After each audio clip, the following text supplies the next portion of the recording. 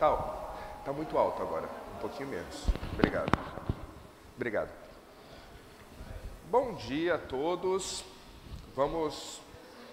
Ô Vitor, minha apresentação.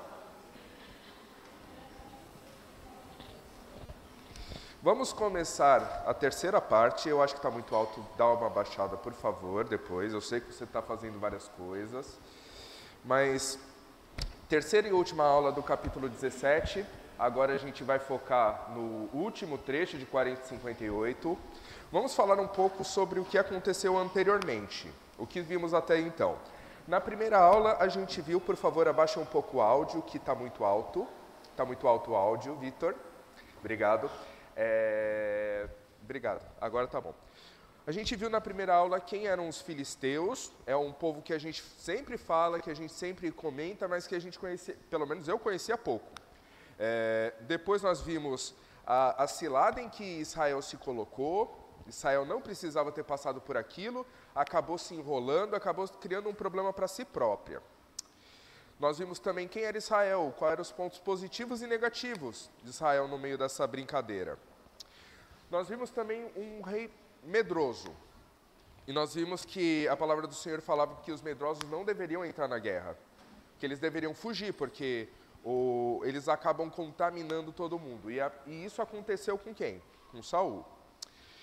E isso se transmitiu de fato como um medo para todo o exército.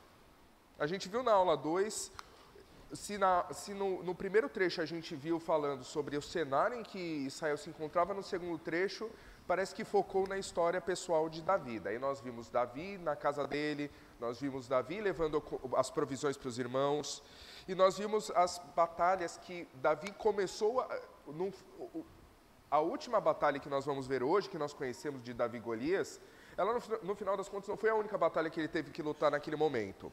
Quais foram as batalhas que ele teve que desafiar? Primeiro, desafiar seu irmão mais velho, o Eliabe. Segunda, teve que desafiar Saul, porque ninguém estava acreditando que aquele jovem, esbelto, pequeno, ele poderia vencer o gigante, poderia vencer aquele problema que parecia ser maior do que tudo. Nós vemos também no final que Davi não utilizou as armas do rei. Ele optou por não utilizar as melhores armas que ele tinha à disposição, e isso é interessante. Agora nós vamos começar a viajar a partir do versículo 14. E a palavra do Senhor nos diz: Em seguida, pegou o seu cajado, escolheu no riacho 5 pedras lisas, colocou-as na bolsa, isto é, no seu alforje de pastor, e com sua tiradeira na mão, aproximou-se do filisteu. Você vê que ele usa, geralmente a gente retrata Davi com a funda, que a gente sabe que se tornou a arma que acabou matando o filisteu. Mas a gente vê que ele também pegou o seu cajado. Não, ele ainda não... Vamos lá. Alforge. Não é nessa daqui que aparece o cajado. Vamos depois ver. Mas ele pegou o seu equipamento de pastor. Ele não pegou... Ele foi com uma roupa típica, uma roupa simples, uma roupa bem humilde, para falar a verdade. Enquanto o seu próprio exército, e a gente tinha falado sobre o exército do povo de Israel, aqueles que eram mais abastados usavam couro, porque o couro é mais resistente, seja de vaca, seja de animais, o couro é uma coisa mais resistente. No mínimo, sim, se der uma passada de faca, não corta. Nesse caso, a gente vê que o Davi nem mesmo o material simples, o tecido simples ele usou só roupa de pastor, uma roupa bem ensurrada, uma roupa simples. Ele usou uma funda. E a gente não tem o costume de falar sobre esse instrumento, a gente inclusive não vê nenhum filme falando sobre grandes fundistas, não sei se é esse o nome das pessoas que usam fundas. Mas nós vemos na Bíblia que a tribo de Benjamim era bem habilidosa com esse tipo de arma. A gente vê lá em Juízes 20, versículo 16. Dentre todos esses soldados, havia 700 canhotos, muitos hábeis, e cada um um deles podia tirar uma pedra com a funda num cabelo sem errar.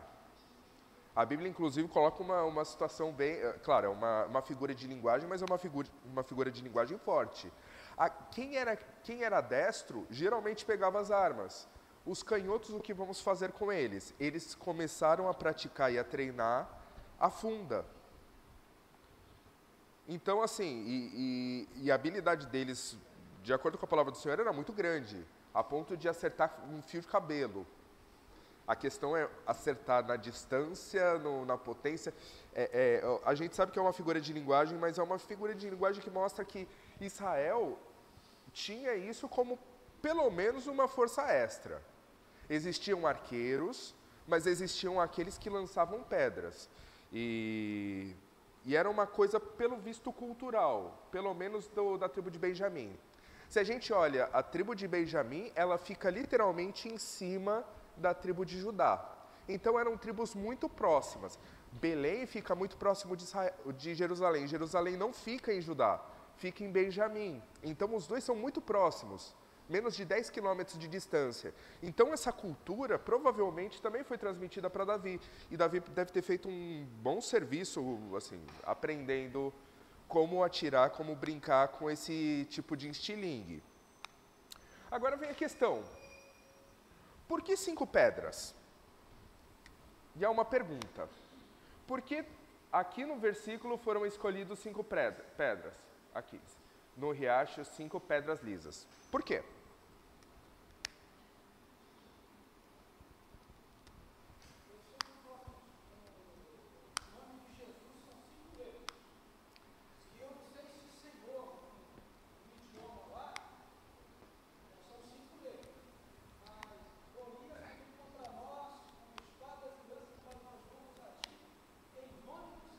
Pode ser. Que eu saiba,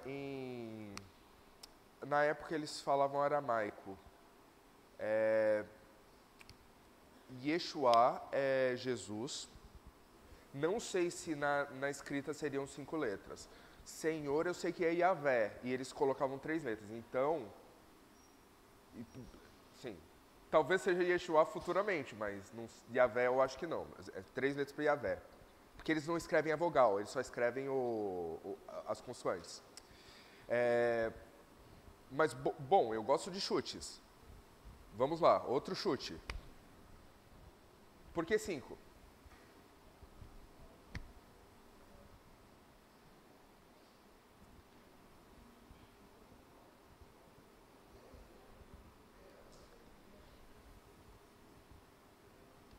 Boa. Eu vou apelar para uma coisa que eu não... A gente conhece um pouco de numerologia bíblica. E quando eu falo isso, não é astrologia, não é uma ciência mística. Eu estou falando de números. Por exemplo, o 7 a gente remete a alguma coisa.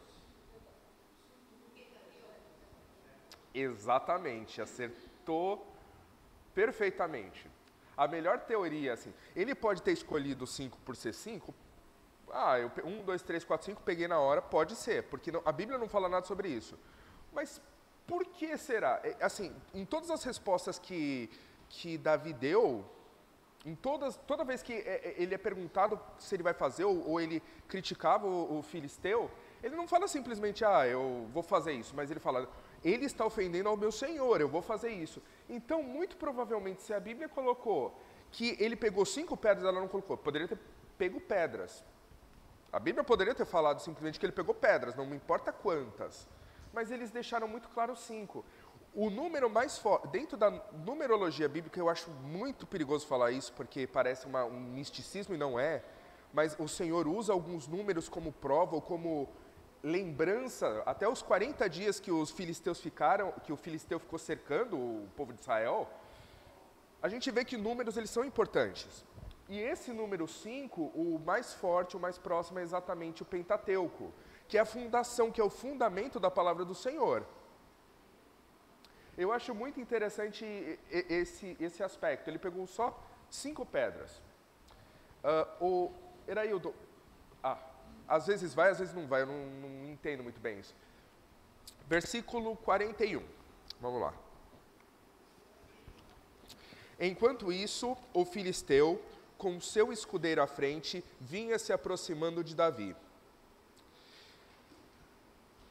De novo, a gente já tinha falado sobre isso, existe um escudeiro, existe o nosso amigo Golias, ele tem uma armadura de 115 quilos. E assim, eu peso um pouco menos que 115 quilos. E ele tinha mais ou menos, ele basicamente estava me levando nas costas. Isso, imagina o tamanho, a robustez, a força de Golias. Porque a gente vê que ele vai para a batalha não como um fracote, não como uma pessoa debilitada, não como uma pessoa sem movimento, mas como um herói de guerra. Se ele consegue carregar tudo isso, no mínimo ele é muito parrudo. É um homem de 2,90 m, enorme, colossal e muito, muito, muito forte. Porque mesmo se colocar em proporção, eu tenho 1,77 m, 1,80 m, não tenho 1,80 m, mas vai 1 m. Ele tem literalmente 40% a mais do que eu. 40% de... É basicamente se eu estivesse carregando uma armadura de 60 quilos. Eu basicamente ia ficar assim. Porque já movimentar meu próprio peso já é difícil. Imagina mais 60 quilos, deve ser uma coisa impressionante. Ele tinha aquela lança com ponteira de agulha de tecelão. Eu nunca tinha visto, eu coloquei para vocês. Basicamente é isso. Uma agulha de tecelão. E assim, mais ou menos a criança dessa napa. Então você imagina uma lança que a entrada, a ponta dela é um negócio monstruoso desse. Um homem desse tamanho, com essa robustez, com essa força, ele encontra quem? Ele encontra um homem, provavelmente magricela, pequeno, convenhamos, qualquer um de nós é pequeno perto de Golias. E sem qualquer roupa protetiva, sem couro, sem segurança, sem uma cota de malha. E daí nós vemos no versículo 42. Olhou para Davi com desprezo, viu que era só um rapaz, ruivo e de boa aparência, e fez pouco caso dele. Porque assim, depois de 40 dias você falando com o povo, ou você espera que ele se renda, ou você espera que eles tragam alguém forte, ou pelo menos tragam o próprio rei, alguém que vale a pena lutar. Mas não, eles trouxeram uma magricela bonitinho. Mas convenhamos, beleza na batalha não quer dizer muita coisa. Ele provavelmente ficou estarrecido com o que viu, porque enquanto ele está vindo com um tanque de guerra, o outro está vindo com um arco e flecha. Bem injusto isso. Muito provavelmente, assim, ele era ruivo, pessoas ruivas, elas têm uma pele bem clarinha, então o sol deveria irritar a pele de Davi. Deve ser uma pessoa com um ar rosado, provavelmente com sardas. Um ruivinho para a batalha, um ruivinho magro para lutar contra o Anderson dos Santos. Eu não sei, Minotauro. E outro competidor voraz, feroz, agressivo. E isso causa um certo constrangimento. Porque assim, se eu for disputar com o Itamar ou com o Jonathan, qualquer coisa, tudo bem, a gente está num nível parecido. Corrida, assim, seria horrível com o Jonathan. Futebol, pior ainda. Mas minimamente civilizado. Agora, se eu pego a Lívia para correr, vamos apostar corrida, Lívia. Eu acho que é no mínimo injusto. E a vitória que eu tiver não vai me servir de muita coisa. Porque assim, você ganhar de uma pessoa, vamos fazer um concurso de quem acha a passagem primeiro com uma pessoa que é analfabeta, desculpa, não tem como eu não ganhar. Então isso também foi um primeiro tapa na cara dele, porque qualquer vitória que Golias tivesse não seria uma vitória. Não seria minimamente glorioso. Você chutar cachorro morto não tem graça nenhuma, não tem crédito nenhum. Quero ver quando o cachorro está bravo e está indo para cima de você, isso sim. Mas a gente vê que um homem que não estava preparado com armas, que não estava preparado, inclusive, não tinha uma espada. Esse homem vai vir atacar um homem que é militarmente preparado, que está com equipamento de 115 quilos. Qualquer vitória de Golias seria uma vitória no mínimo humilhante. E isso também, isso é uma coisa interessante. Serviu já de uma primeira ofensa, já foi um primeiro tapa na cara daquele homem enorme. Ele olhou com desprezo porque realmente Davi era desprezível. Dentro do aspecto de tudo que a gente vê e tudo que a gente vê hoje, é desprezível. É a mesma coisa a gente falar que, sei lá, um país que venceu uma Segunda Guerra Mundial está tentando invadir um país pequeno, que não tem bomba nuclear, que não tem uma força militar enorme, e o país não está conseguindo vencer. Por exemplo, sei lá, não é concebível que um país que foi a capital da União Soviética não consiga vencer um pedacinho de terra. É impossível isso acontecer. É humilhante. Mas, de qualquer forma, a gente vê que essa figura de linguagem acontece muito. E isso causa um sentimento de ofensa para o nosso oponente, para o Golias. E o Golias, ele diz, e disse a Davi, por acaso sou um cão para que você venha contra mim com pedaços de pau? E o filisteu amaldiçoou Davi, invocando seus deuses. Nós vemos o cachorro como o melhor amigo do homem, nem sempre foi assim. O cachorro era um animal que não era caçador, era um animal que ele, por muito tempo, quando ele não é domesticado, ele é um animal bem vagabundo. É um animal que não serve para muita coisa. Ele vem, come os restos, faz o totô dele onde ele quer e ele foge. Ele não necessariamente tem uma matilha, ele não necessariamente tem um bando, ele não ataca em grupo como lobos. Ele não é um animal, ele não é um animal agressivo como um lobo, como um leão. Ele não é grande. E convenhamos, cachorros que não são bem tratados, e convenhamos, a gente está em Israel nessa época. Mas mais de 1000 anos antes de Jesus Cristo. Os animais provavelmente eram muito magricelas, eram animais feios, eram animais misturados, era uma coisa miscigenada que não tinha um pelo bonito, não era esteticamente bonito, que não servia para muita coisa. Essa é a imagem que ele dá de Davi, vocês vêm com um cão, vocês vêm com o resto. É o que nós falaríamos que é um rato hoje em dia, né? Aquele rato que passa na rua, não aquele camundongozinho bonitinho que até... Hoje em dia a gente cria tudo, a gente é capaz de até de barata se tornar pet. Mas na época era um resto, era um rato sujo. Vocês vêm com um rato sujo até mim? O que eu fiz assim? Eu tô tão ruim assim? E ele começa a amaldiçoar o povo de Israel por isso. Falou, e ele amaldiçoou Davi, de acordo com os deuses dele, porque aquela era uma situação ofensiva para o Golias. E disse, vem aqui e darei a sua carne às aves do céu e aos animais do campo. Essa resposta eu resumo claramente, tá bom, vamos acabar com isso. Se vocês escolheram esse Zé Mané, tá bom, vamos acabar com isso. E ele fala, tá, e por vocês terem mandado um cachorro, por vocês terem mandado um rato de esgoto para vir tratar comigo, eu também eu não vou seguir as regras da moral e do bom costume.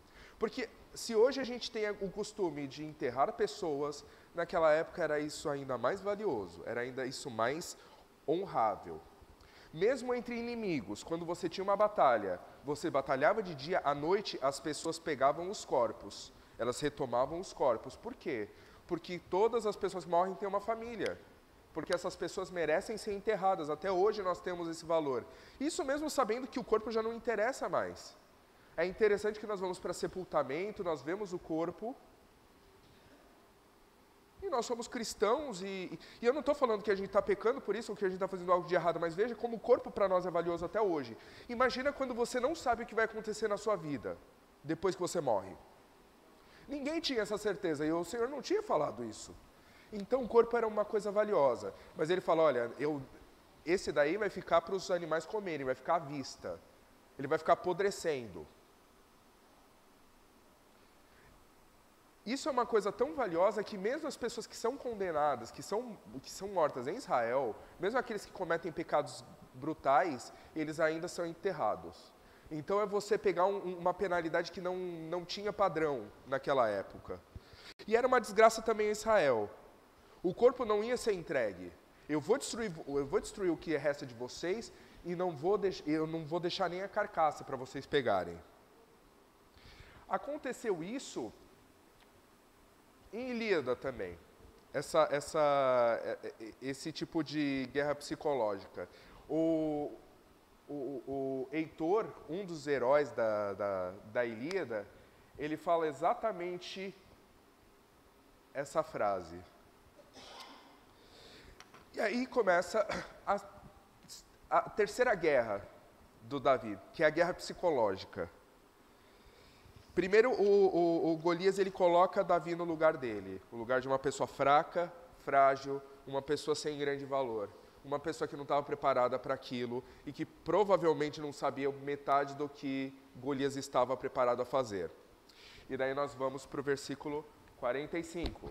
E Davi disse ao filisteu, você vem contra mim com espada, com lança e com dardo, mas eu vou contra você em nome do Senhor dos Exércitos, o Deus dos Exércitos de Israel, a quem você desafiou. Eu gosto do termo, e a gente vê que na Bíblia existem vários nomes para o Senhor. O Senhor dos Exércitos.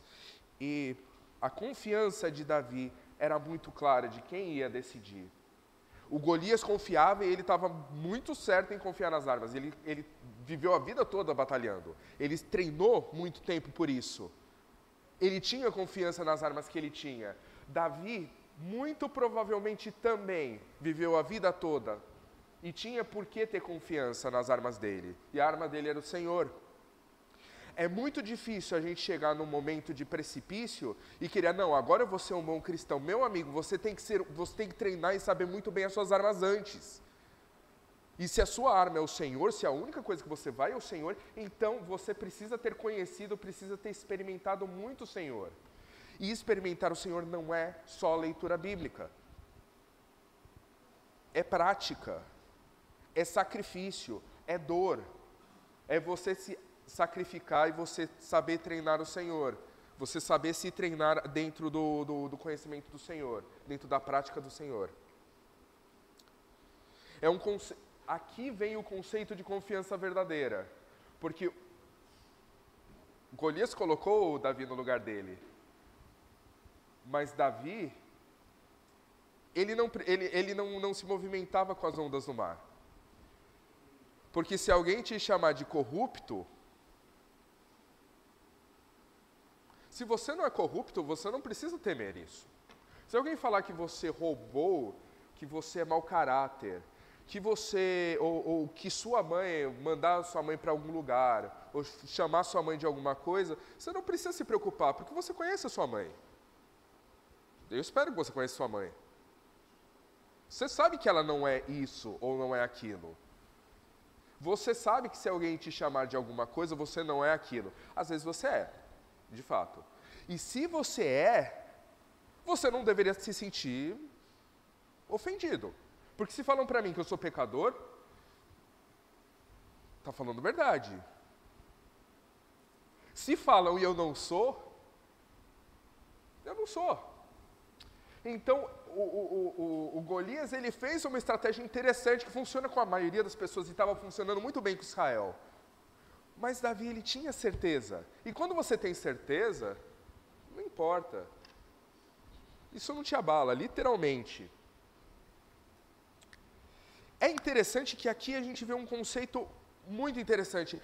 Davi, ele ousadamente coloca dentro da perspectiva dele de que quem está sendo desafiado é o Senhor. E às vezes a gente tem problema com isso, pelo menos eu tenho muito problema com isso. Porque existe a responsabilidade, alguém precisa fazer. E daí quando... Vamos dar um exemplo. Eu vou dar um exemplo simples, bem interno da igreja. Precisamos de alguém para louvar. Vai eu. Mas quando eu penso que o serviço é pro Senhor, eu tomo o fardo, mas quem vai dar o resultado não sou eu. E isso acontece em vários níveis. Acontece em nível de relacionamento, acontece em nível pessoal, acontece em nível espiritual, acontece em nível profissional às vezes. Eu gosto muito dessa frase, eu já falei umas 3 vezes aqui na congregação e provavelmente eu vou falar até os meus dias bem antigos. Ore como se tudo dependesse de Deus, trabalhe como se tudo dependesse de você. Nós trabalhamos, nós fazemos e nós contamos que Deus vai fazer o que é dele. Porque a gente pode colocar semente, a gente pode colocar água, mas quem dá o crescimento não sou eu, não é você, é o Senhor. Hoje mesmo, e a continuação da frase ousada de Davi, hoje mesmo o Senhor o entregará nas minhas mãos, e eu o matarei e cortarei a sua cabeça. Hoje mesmo darei os cadáveres do exército dos filisteus. Hoje mesmo darei os cadáveres do exército filisteu às aves do céu e aos animais selvagens, e toda a terra saberá que há Deus em Israel. Você acha que você vai me matar e deixar minha carcaça apodrecendo nos campos? Não, por causa disso, você e todo o seu grupo, vocês vão ficar apodrecendo. Vocês não vão ter o direito de sepultamento. E, novamente, nós não temos uma sociedade que tem tanto valor à honra. Mas para os povos antigos, o nome da sua família é fundamental. Até hoje os judeus sabem literalmente, e judeus ortodoxos especialmente, eles sabem de hoje até Adão qual é a sua descendência. Eles entendem um pouco melhor sobre a honra da ascendência. Essa mesma honra está aqui. Davi falou, olha, não só você, mas todo o seu povo vai apodrecer, e vocês não vão conhecer o solo, vocês não vão ser enterrados. E é interessante que deixa eu ver. Ele primeiro, a gente vê o resultado da fé, mas mais do que isso, eu me lembro de 2 personagens, que é Davi e Sansão. A gente está vendo Davi, mas Sansão. Sansão, ele fez uma grande obra. E muitos outros, a gente viu que os filisteus apareceram anteriormente na Bíblia. E que houve libertação dos filisteus. Mas, a partir desse momento, os filisteus param de ser um problema, uma dor de cabeça. Eles continuaram existindo? Continuaram. A gente viu que só os assírios destruíram eles. Mas eles já não eram uma dor de cabeça para o povo de Israel. Eles já não eram um povo temido. Há 50 anos atrás, a Argentina era uma superpotência no sul. Há 100 anos atrás, a bitola dos nossos trens eram diferentes da bitola dos trens argentinos, porque nós tínhamos medo que a Argentina pudesse invadir o Brasil. Os argentinos eram uma potência. Os argentinos chegaram a fazer empréstimo para a Inglaterra. Você consegue imaginar isso? Existia tanto ouro no banco central deles, que eles não sabiam o que fazer. Era um povo absurdamente rico, absurdamente inteligente, absurdamente estudado. E assim, depois do Reich, depois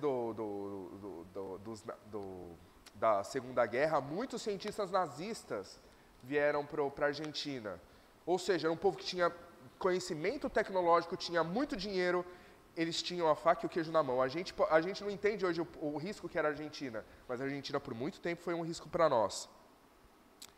E nós vemos que, a partir de Davi, Sansão, alguns juízes lutaram e libertaram o povo de Israel, dos filisteus, mas a partir de Davi, acabou. Davi foi o grande libertador.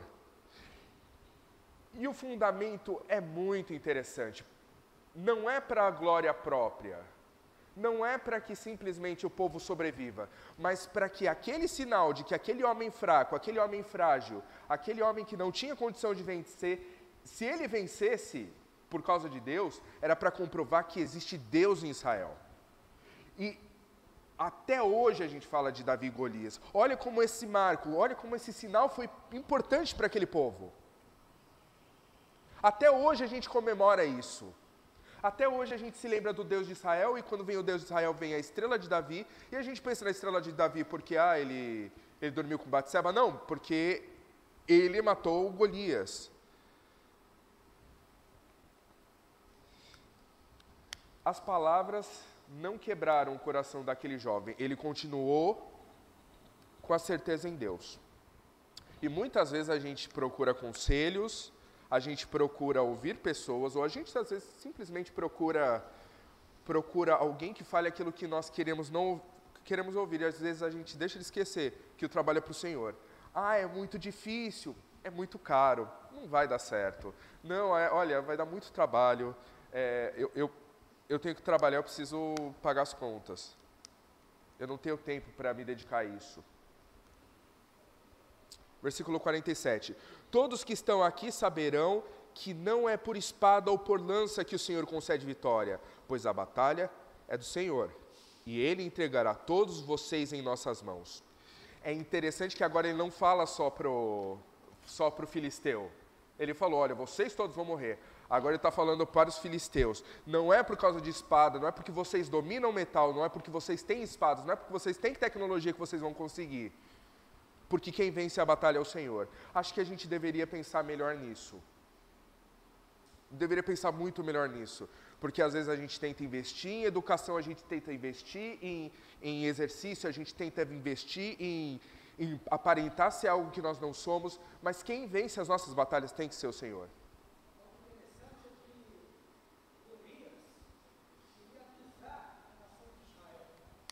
Sim. Sim. Sim. Sim, verdade. Versículo 48. Quando o filisteu começou a vir em direção de Davi, este correu depressa na direção da linha de batalha para enfrentá-lo. Daí a gente volta para aquele... Eu gostaria de puxar para a última aula que nós tivemos, e veio aquela frase de Eliabe. Você está aqui para ver a batalha, você só está aqui para ficar falando. Porque ele se sentiu ofendido com a frase de Davi. E daí é o momento. É fácil quando a gente fala, não, vamos orar por isso. Vamos fazer, vamos... É fácil você falar. Na hora H você vê se é hipocrisia ou não. Nos momentos mais difíceis eu vou servir ao Senhor. Vamos ver, daí chegam os momentos mais difíceis e você está servindo ao Senhor? Quando chega uma pandemia global, você serve ao Senhor? Quando você perde o seu emprego, você começa a ver que sua conta começa a ficar vermelha, você serve ao Senhor? E quando eu digo serve ao Senhor, não é só financeiramente, você continua servindo com a mesma fidelidade, com a mesma fé, com a mesma persistência? Porque se você só faz as coisas quando você está alegre, desculpa, mas qualquer pessoa faz isso. Israel, quando viu o filisteu, e quando o filisteu ia todos os 40 dias ele foi fazer, Israel fugia. As linhas de defesa voltavam para trás, porque todo mundo temia e causava pavor.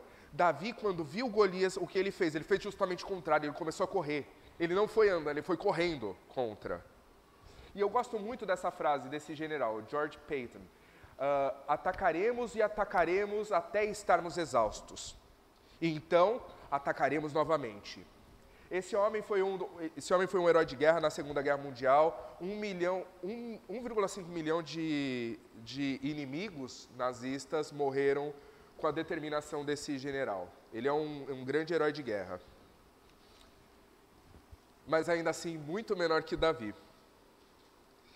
Versículo 49. Retirando uma pedra de seu alforje, ele o arremessou com a atiradeira e atingiu o filisteu na testa, de tal modo que ele ficou encravado, e ele caiu com o rosto no chão. provavelmente, assim, tem um cajado e tem o estilingue. E tem a bolsa em que ele guarda as pedras. Muito provavelmente o Golias nem viu a pedras indo para a testa dele. E daí acabou a batalha. Simples assim. Eu coloquei esses dois mesmo porque eu acho que é mais ou menos isso que eles sentiram. Tipo, é chocante. E a grande tecnologia, a grande arma que destruiu as linhas de defesa do povo filisteu foi duas cordinhas presas em um pedacinho de couro, com 5 pedrinhas. Mas a tecnologia, ela é genial, porque é a mesma utilizada por trebuchet, que em português eu não me lembro o nome em português, mas essa mesma tecnologia foi usada para destruir os muros de Constantinopla. Por exemplo, é uma tecnologia genial, você usar a gravidade para fazer o serviço para você. Basicamente, girou, puc, e foi na testa. E ele não caiu de costas, ele caiu de frente. Pá! Aquele muro, aqueles 2,95 metros, aqueles 115 quilos, só serviram para a queda ficar mais retumbante, para as pessoas ouvirem com mais força. E imagina o povo filisteu olhando. Eles não, se você está à distância, você não vê uma pedra. Simplesmente você vê um cara caindo do nada, ele nem chegou perto. Por que ele está caindo? Ele está caindo por quê? Ele não escorregou. Ele não está se levantando. Ele está chegando mais perto. Não! Assim Davi venceu o filisteu com uma tiradeira e uma pedra. Sem espada na mão, ele derrubou o filisteu e o matou. E o grande problema por 40 dias, o grande exército orgulhoso que ficava tirando o sarro de Israel, os poderosos, por causa de uma pedrinha, foram derrubados. Eu gosto muito desse conceito, porque me lembra uma pedra que foi rejeitada, e nós conhecemos. Portanto, vocês, os que creem, esta pedra é preciosa, mas para os que não creem, a pedra que os construtores rejeitaram tornou-se a pedra angular, e a pedra de tropeço e rocha que faz cair. Os que não creem tropeçam, porque desobedecem a mensagem, para o que também foram destinados. Aquela pedra que parecia ser tão simples, que parecia ser tão ínfima, tão desprezível, no final das contas se tornou a pedra principal. Se tornou uma pedra que vale mais que todo o reino de Israel. E é impressionante. Israel, pelo menos 100 mil pessoas estavam lá, 100 mil homens estavam lá, na linha, amedrontados, com medo, inseguros, fracos, desprezíveis. E uma pedrinha simples, sem grandes pontas, sem grandes formatos, ela salvou o povo. Me lembra algo. Davi correu e se pôs de pé sobre eles, e desembainhando a espada do filisteu, acabou de matá-lo, cortando-lhe a cabeça com ela. Quando os filisteus viram que o seu guerreiro estava morto, recuaram e fugiram. E eu acho que eles pensaram, que bruxaria é essa? Que bruxaria é essa?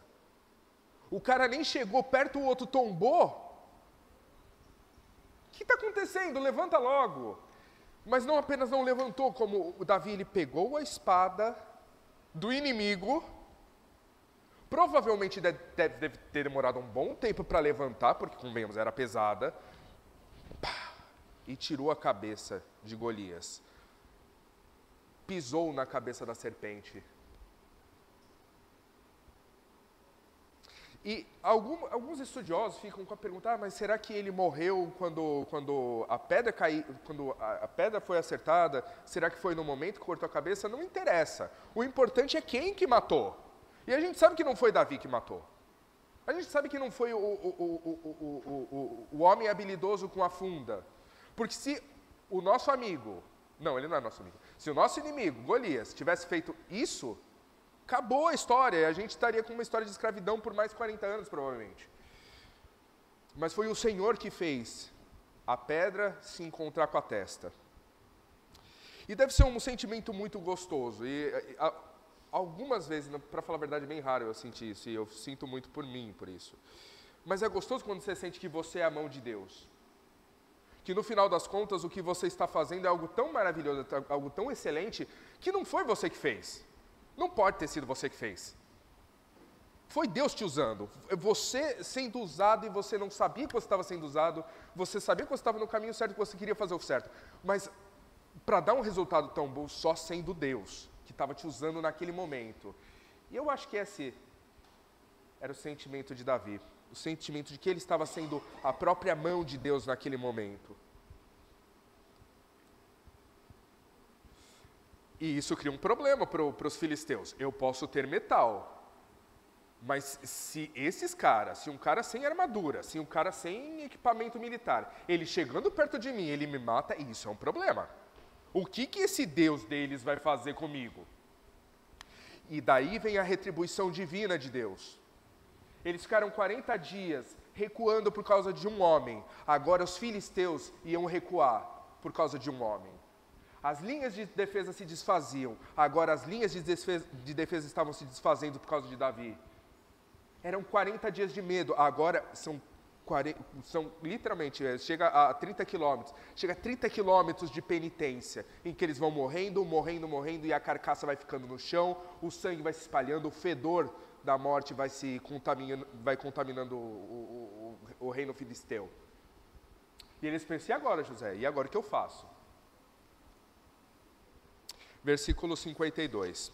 Então os homens de Israel e de Judá deram um grito de guerra e perseguiram os filisteus até a entrada de Gate e até as portas de Ecrom.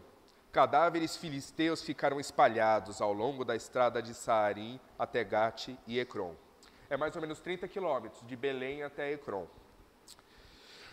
Flávio José foi um historiador da época do primeiro século. Ele estimou que pelo menos 30 mil filisteus foram mortos e o dobro ferido. Eu não consigo contar. Eu não consigo imaginar o que sejam 30 mil carcaças pelo caminho. Mas essa foi a grande derrota, essa foi a derrota definitiva dos filisteus. Depois disso, eles não vão ser a dor de cabeça. É preciso um único homem de fé para converter o rumo de uma nação. E eu não estou falando isso com sentido pejorativo, que hoje a gente está complicado, que a gente tem política envolvida, tem presidência. Não é isso que eu quero dizer, mas basta um homem com muita fé na congregação, para a congregação converter. Eu acho que é melhor assim. Nós precisamos pensar que eu posso ser esse homem de fé, eu posso ser essa mulher de fé, eu posso ser essa pessoa a incentivar. E vamos orar porque o Sr. Joaquim ele está internado e ele é um ótimo exemplo disso. Ele é um ótimo exemplo desse homem de fé. E daí novamente esse mapinha, Belém está aqui, Socó está aqui, Azeca está aqui. Eles saíram desse vale até aqui, morrendo. Eles pararam um pouco aqui, pararam um pouco aqui. Quando os israelitas voltaram da perseguição dos filisteus, levaram tudo o que havia no acampamento deles. E a gente vê em Deuteronômios que o Senhor era exatamente a obrigação do povo. Quando você dominasse uma cidade, quando você dominasse um povo, pega tudo que tem deles, mata todos os homens, pegue os bens e deixe eles sobreviver, assim, não deixe prisioneiros. Muito provavelmente os feridos foram aqueles que, sei lá, o braço, ou conseguiram chegar dentro dos muros da cidade e fecharam, se salvaram. Davi pegou a cabeça do filisteu, levou-a para Jerusalém e guardou as armas do filisteu em sua própria tenda. É um belo... Imagina, um homem tem 1,90 m, aliás, 2,90 m, o tamanho da cabeça da criança. E assim, a figura... Daí, nesse ponto, deve ser uma figura aterrorizante, porque assim, você pega a cabeça de alguém, o sangue continua jorrando. Davi deve ter se tornado uma figura temerosa. Aquele jovem magricela, banhado em sangue, porque na hora também provavelmente ele estava todo banhado em sangue, e o sangue fedido, sangue seco, e com uma figura provavelmente pegando pelos cabelos, não sei, ou pegando assim, não sei, mas estava com aquela figura. Ele pegou a cabeça dele. É interessante lembrar que assim, aqui a gente precisa fazer um certo exercício de entender, porque Jerusalém não era a capital. Não nesse momento. A gente sabe que Jerusalém foi a capital, e assim, de Israel por todo o reinado de Davi, mas nesse momento, os jebuseus ainda tinham uma fortaleza em Jerusalém. Era uma situação bem... Eu não consigo imaginar muito bem, porque os jebuseus, que era um povo inimigo, que é um dos povos que Deus falou que Israel deveria eliminar, ele está em Jerusalém, mas o povo de Israel era tão forte que eles dominaram a cidade. Então os jebuseus só tinham uma fortaleza, segurando, se mantendo firme, mas a cidade de Jerusalém já não era mais dos jebuseus, era já do povo de Israel. Já os benjamitas deixaram de expulsar os jebuseus que estavam morando em Jerusalém. Os jebuseus vivem ali com os benjamitas até o dia de hoje. Até o dia de hoje é na época dos juízes, então a gente não pode pensar que até hoje não seria lógico pensar desse jeito. Tenda de Davi. Então, lembra, Davi ele não foi para a guerra, ele não foi preparado militarmente para a guerra. Então ele não tinha tenda. Então que tenda é essa? Muito provavelmente era a tenda em que ele morava na terra dos pais dele. Então ele provavelmente levou para lá as coisas, acabou a batalha, ele levou as coisas para lá, e futuramente, eu acho que futuramente, para Jerusalém, porque Jerusalém ainda não é a capital. Então é um versículo que fala do que vai acontecer muito no futuro, não o que aconteceu na hora. Eraildo, por favor, obrigado. Versículo 55. Estamos acabando, prometo. Literalmente, estamos acabando. Quando Saul viu Davi avançando para enfrentar os filisteus, perguntou a Abner, o comandante do exército: Abner, quem é o pai daquele rapaz? Abner respondeu: Juro por tua vida, ó rei, que eu não sei. E o rei ordenou-lhes: descubra quem é o pai dele. Parece que não sabe. Mas é interessante porque a gente já viu, a gente já estudou inclusive 3 aulas atrás. Davi já era o arpista do rei, e já trabalhava na corte, e o rei supostamente gostou tanto que transformou Davi em escudeiro. Mas, então por que ele faz essa pergunta? Então quem é ele? Quem é o pai dele? Se você olhar inclusive em 1 Samuel 16, você vai ver que o Davi ele manda uma carta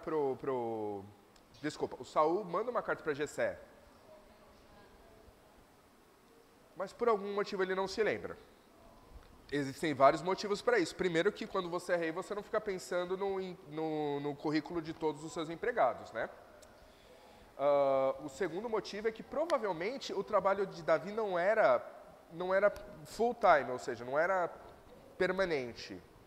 Quando o Saul devia estar precisando acalmar o seu espírito, Davi vinha, fazia o trabalho e voltava. Ou seja, não era uma figura permanente dentro da corte. Talvez seja isso, talvez não. Nunca saberemos porque a Bíblia não nos fala. Mas quem é Abner? E Abner é uma pessoa legal para ficar no coração.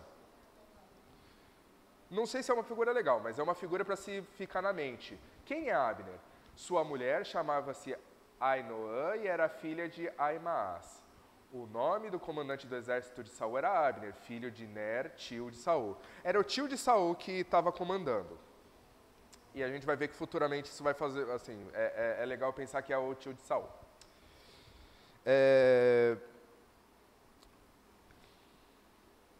Versículo 57. Logo que Davi voltou, depois de ter matado o filisteu, Abner levou-o perante Saul. Davi ainda segurava a cabeça de Golias. E Saul lhe perguntou: de quem você é filho, meu jovem? Respondeu Davi: sou filho de teu servo Jessé, de Belém. É interessante, um primeiro aspecto, olhar o quanto... Davi, ele era um herói de guerra agora. Ele fez o que o rei deveria ter feito. Mas ele chega com grande humildade para servir ao seu Senhor. E ele sabia quem era. Quem era o Saul. Quem tinha colocado Saul no seu devido lugar. Então, ele vai lá e refresca a memória com muita reverência. Davi é um grande exemplo e todos nós sabemos disso. Com isso, terminamos, graças a Deus, o capítulo 17. O que eu vejo de interessante nesse capítulo? Vermos conceito prático de fé. Porque nós falamos muito de fé, que precisamos ter fé. Como se faz para ter fé? É você olhar os seus monstros e você desafiá-los em nome do Senhor. E o crédito não vai ser seu, vai ser do Senhor. Esse ato é o maior exemplo que nós temos na Bíblia de por que Davi é o herói da fé. A pedra de tropeço se tornou a pedra angular. E todos os grandes problemas por causa de uma pedrinha foram resolvidos. Deus trará a retribuição. Isso é importante. Deus trará a retribuição para os nossos bem-feitos, para as nossas virtudes, e Deus trará resposta para os nossos vícios. Deus, ele vai abençoar algumas pessoas, e Deus vai trazer retribuição para outras. E a gente sabe que terrível coisa é cair na mão dos Deus vivo. Então nós precisamos tomar muito cuidado para que nós não sejamos as pessoas que vão sofrer a terrível mão do Senhor. Algum comentário? Dou-lhe uma? Dou-lhe duas? Vamos fazer uma oração. Senhor Deus Pai amado, nós agradecemos ao Senhor, agradecemos sua fidelidade, agradecemos porque o Senhor escuta os nossos anseios, nossas frustrações, nossos medos. O Senhor está presente através do seu Espírito Santo com cada um de nós, e nós sabemos que esse mesmo Espírito audacioso e fiel de Davi, ele se encontra dentro de nós. Nos dá força para termos a fé de Davi, Senhor. Nos dá determinação para entendermos que, no final das contas, quem entra na guerra não somos nós. Nós somos instrumentos, nós somos pedrinhas perto da sua obra. Mas quem vai fazer a obra na nossa vida, na igreja, a obra nessa humanidade é o Senhor. Que nós sejamos apenas instrumentos obedientes, instrumentos que não resistem à sua vontade. Nós sabemos que o Senhor, por vezes, nos deixa 40 dias de sofrimento, de desespero, mas que o Senhor nos liberta com mão poderosa. E quando o Senhor nos liberta, existe grande felicidade. Por isso nós louvamos o Senhor. O Senhor nos dá proteção, e mesmo quando estamos com medo, quando estamos apavorados, o Senhor nos protege. E mesmo quando nós estamos errados, o Senhor nos perdoa, porque o Senhor é um Deus maravilhoso. E nós louvamos ao Senhor por isso. Em nome do seu Filho Jesus, amém.